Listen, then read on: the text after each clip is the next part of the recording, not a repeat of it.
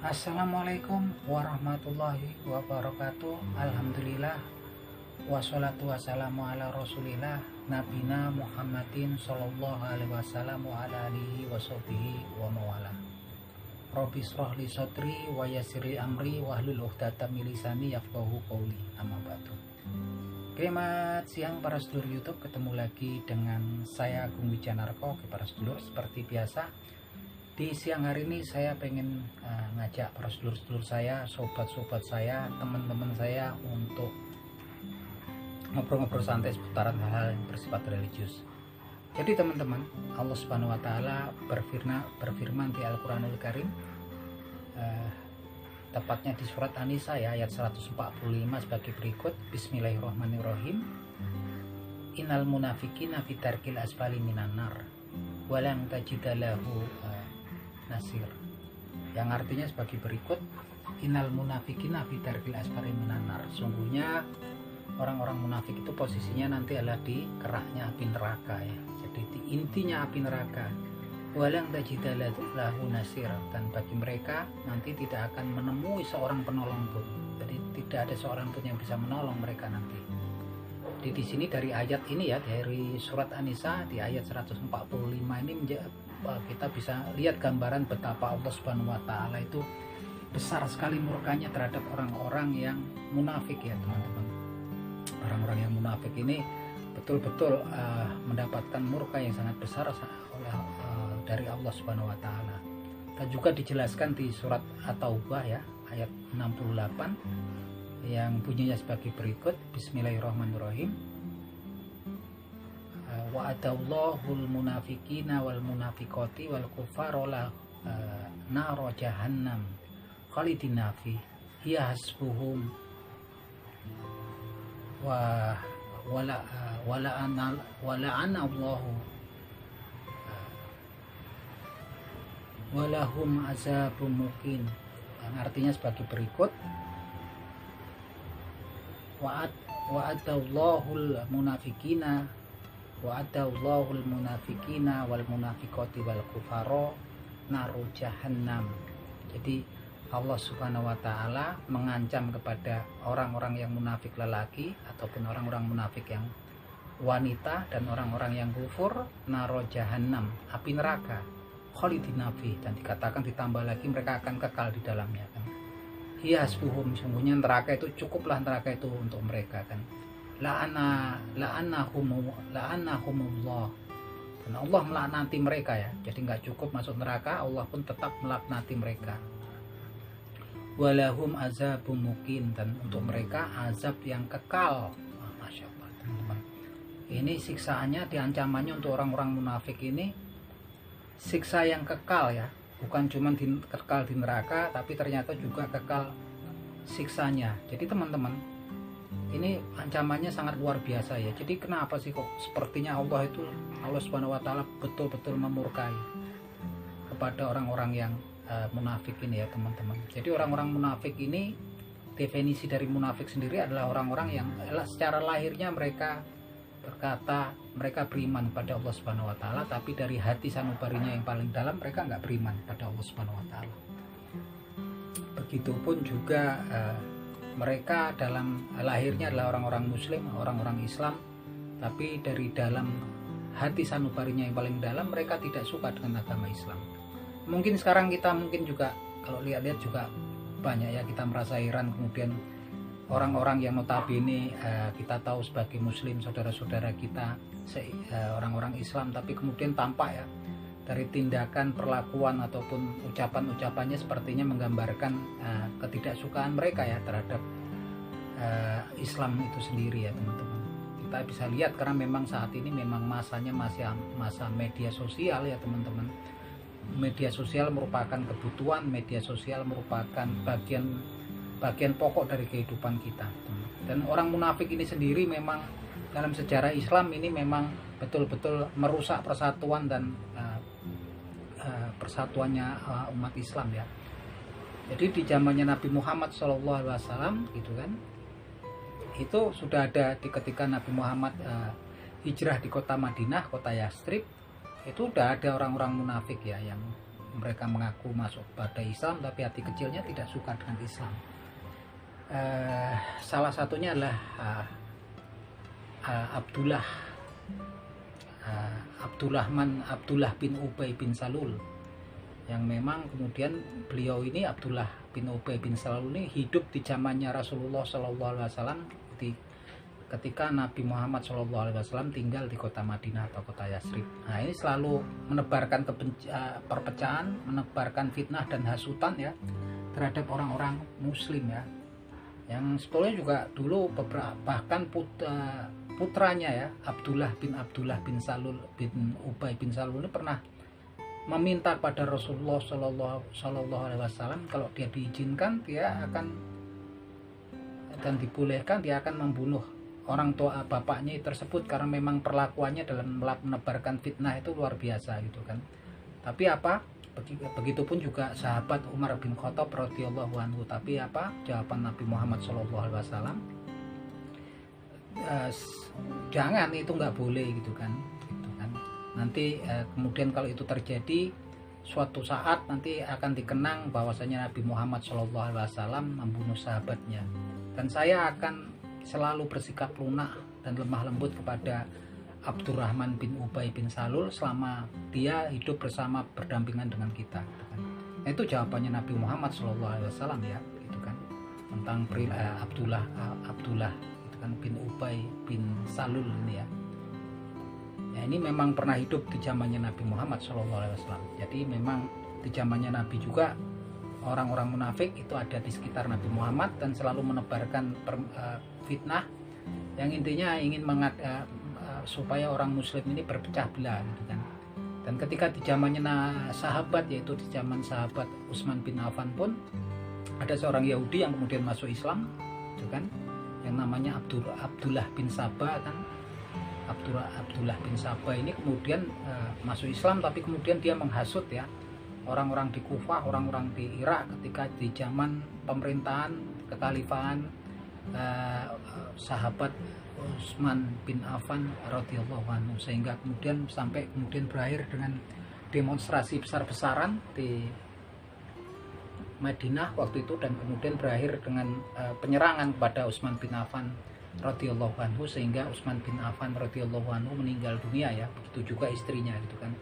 Yang ini betul-betul menimbulkan perselisihan memang dari hasutan-hasutan Abdullah bin Sabah ini ya, yang masuk Islam ya, tapi sebetulnya dia adalah orang munafik gitu kan, yang memang luar biasa. Sampai kemudian ketika Utsman bin Affan dan istrinya meninggal, hal tersebut terdengar ya di khalifah yang berkuasa di kota Syam, yaitu Umayyah bin Abu Sufyan ya radhiyallahu anhu, yang waktu itu merupakan saudara sepupu daripada istri Utsman bin Affan radhiyallahu anhu.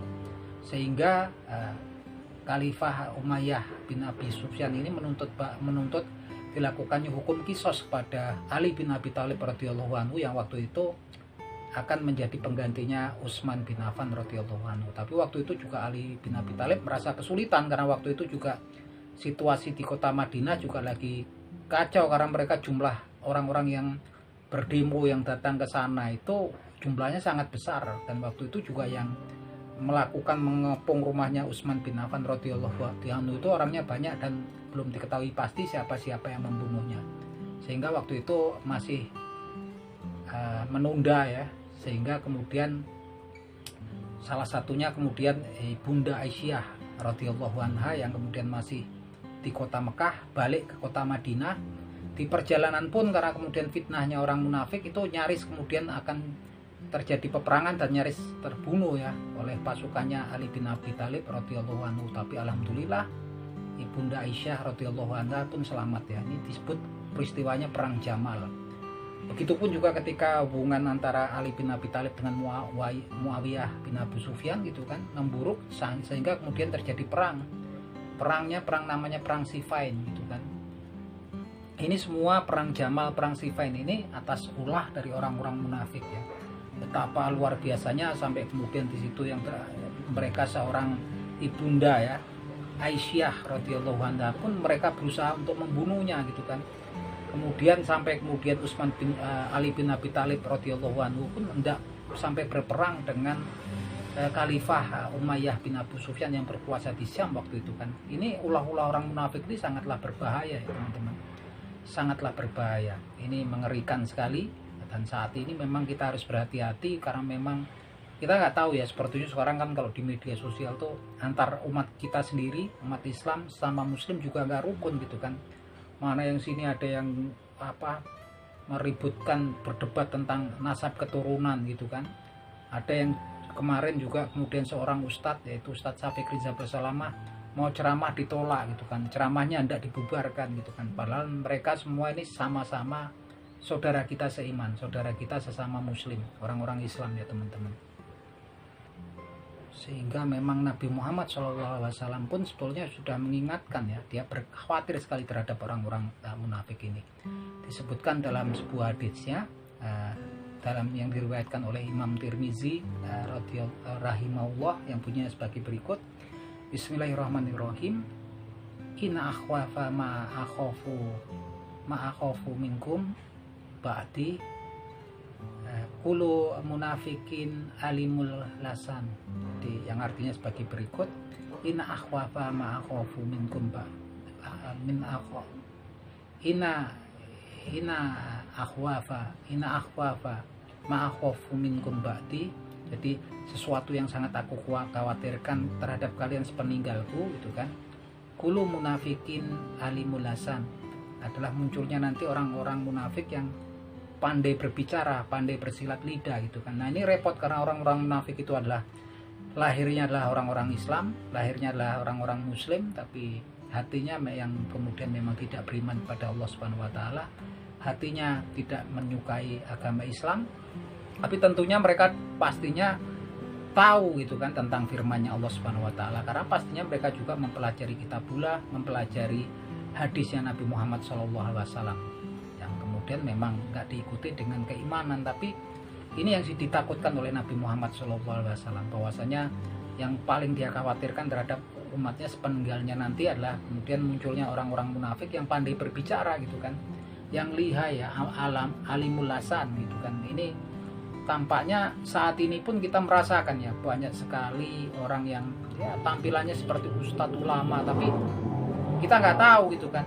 Karena memang saat ini kalau di media sosial itu banyak sekali friksi, gesekan antar ulama, ustadz yang notabene mereka itu adalah saudara-saudara kita, saudara-saudara seagama, saudara-saudara seiman gitu kan. Ini sangat betul-betul memprihatinkan gitu kan. Ini memang jadi PR kita, tapi memang inilah mungkin kita sudah memasuki akhir zaman gitu kan, fase akhir zaman. Nah teman-teman, saya pengen berpesan, kalau memang kondisinya seperti ini, kemudian kita melihat pengen belajar agama, kadang-kadang kita pengen menonton dakwah ataupun ceramah kajian Islam tentunya di media sosial saat ini ya teman-teman. Tentunya kita harus punya pedoman teman-teman. Jadi kita ada baiknya kalau kemudian melihat ustadz ulama gitu kan yang melakukan kajian Islam, dakwah, ceramah di Al-Quran, di media sosial, tentunya kita punya pedoman. Pedomannya yang paling utama adalah referensi kita sebagai seorang muslim adalah Al-Quranul Karim dan Al-Hadis gitu kan. Kalau kemudian membicarakan selain itu gitu kan, yang ribut tentang apalah nasab lah, ribut tentang apa yang sebetulnya hal-hal yang menurut saya nggak perlu gitu kan. Untuk apa gitu kan, nggak begitu urgensinya, nggak ada gitu kan. Dan edukasinya ke umat saya pikir juga nggak kemana, yang seperti apa. Yang ada malah mereka membentuk polarisasi dalam umat Islam, membentuk fraksi-fraksi dalam umat Islam yang memang kemudian saling bermusuhan gitu kan, walaupun sekedar di media sosial. Yang jelas kita selalu lihat seorang ulama ataupun ustadz yang kemudian selalu bersandar dalam ceramahnya dengan kalimat qalallahu ta'ala fil Qur'anil Karim, berfirman Allah Subhanahu wa taala di Al-Qur'anil Karim, wa qala Rasulullah sallallahu alaihi wasallam, kemudian bersabda Rasulullah sallallahu alaihi wasallam dalam hadisnya. Itu saja gitu kan, yang kemudian tugasnya adalah menjelaskan, menjabarkan pada jamaahnya, itu saja. Tapi kemudian kalau kemudian kita diikutkan dalam menjadi pengkutupan atau polarisasi, sebetulnya itu nggak perlu. Kalau menurut saya sendiri sih nggak perlu kita tonton gitu kan. Untuk apa gitu kan? Yang kita sendiri juga kayak saya juga nggak ngerti gitu kan. Terus tujuannya itu apa? Yang tiap hari kalau kemudian orang berdebat, salah satu ini kan kalau kemudian orang berdebat dia berlaku zalim nih, ngeri ya teman-teman kan. ini berdebat terus menerus ini kan, yang kita udah berbulan-bulan kalau saya lihat di beranda YouTube saya itu kan, debat tentang urusan nasab gitu kan, tes DNA segala macam lah, kita nggak tahu. Saya nggak kemudian berpihak ke si yang A, nggak juga berpihak yang B, tapi yang jelas kita nggak perlu terhanyut dalam arus seperti itu. Yang terpenting untuk kita adalah menjaring pahala gitu kan, dan belajar tentang din agamanya Allah Subhanahu wa taala, dan kemudian membicarakan tentang tanda-tanda kebesaran Allah Subhanahu wa taala. Itu saja teman-teman, karena memang ini sepertinya kita memang fasenya memang fase di fase akhir zaman gitu kan, sehingga sebagai seorang awam gitu kan, pastinya kita nanti juga akan bingung nih mana nih gitu kan, saya mau ikut yang mana, saya mau belajar yang mana gitu, saya mau dengerin yang mana gitu kan. Tapi yang jelas teman-teman, pokoknya kalau teman-teman harus mempunyai pedomannya adalah kemudian seorang ulama ataupun ustadz dalam setiap kajian, setiap dakwah ataupun ceramahnya selalu berdasar kepada qala Allah taala bil Qur'anil Karim, firman Allah Subhanahu wa taala di Al-Qur'anil Karim. Wa qala Rasulullah sallallahu alaihi wasallam, dan bersabda Allah Subhanahu wa taala, bersabda Rasulullah sallallahu alaihi wasallam dalam hadisnya. Udah, kalau itu udah aman kita teman-teman, nggak perlu kemudian ke hal-hal yang sepertinya nggak penting untuk tauhid kita, untuk keimanan kita ya gitu kan. Yang jelas teman-teman ya itulah gitu kan, saat ini memang untuk orang-orang yang awam pastinya juga terpengaruh akan memihak ke sana, memihak ke sini, yang intinya kemudian friksi itu sebetulnya terjadi di dalam internal umat Islam gitu kan. Mungkinlah inilah memang akhir zaman, tapi kita berusaha kemudian untuk selamat ya. Makanya ada kemudian doa yang memang diajarkan Rasulullah Shallallahu Alaihi Wasallam dalam sebuah riwayatnya, yang doanya bunyinya sebagai berikut: Bismillahirrahmanirrahim. Allahumma arinal haqqa haqqa warzuqni tiba'ah wa arinal batila batila warzuqna tinaba. Ya Allah, tunjukilah pada kami yang benar itu adalah benar, dan berilah rezeki kepada kami kemudian untuk mengikuti yang benar tersebut gitu kan. Dan tunjukilah kepada kami yang batil itu adalah batil, dan berilah rezeki kepada kami kemudian untuk menjauhi dan meninggalkan yang batil tersebut. Akhir kata teman-teman, semoga teman-teman ini obrolan kita ini bermanfaat dan kita semua mendapatkan pahala dari sisi Allah Subhanahu wa taala. Akhir kata, ungzur mangkola wala tangzur mangkola. Lihatlah apa yang kemudian disampaikan oleh seseorang, dan nggak perlu kemudian kita melihat siapa yang menyampaikannya. Yang jelas kalau yang disampaikannya positif, ambil nilai positifnya. Kalau yang disampaikan kemudian negatif, nggak masuk di akal gitu kan, nggak usah dilihat gitu, nggak usah didengarkan, yang anggap aja keluar dari kuping kanan masuk keluar dari kuping kiri. Akhir kata teman-teman, wabillahi taufik wal hidayah, wassalamualaikum warahmatullahi wabarakatuh.